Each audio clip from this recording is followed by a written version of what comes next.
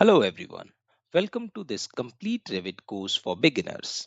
In this course, we will learn Revit from zero to a professional level, including Revit Architecture and Revit Structure.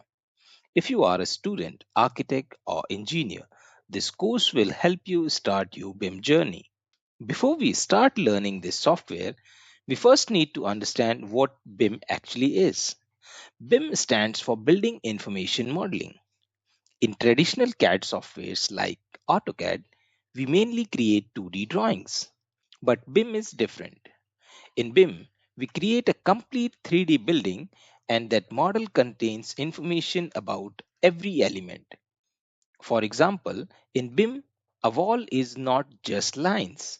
A wall contains information like material, thickness, height, and many other parameters. Because of these information, BIM help engineer and architects work more efficiently. Because BIM contains real information, it helps in many things such as better design, better coordination between teams, accurate quantity calculation, and clash detection between different systems. One of the most popular BIM software used worldwide is Autodesk Revit. Revit is widely used for architecture, structure, MEP modeling, and construction documentation. In this course, we will mainly focus on Revit architecture and Revit structure, and we will build a complete building project step by step.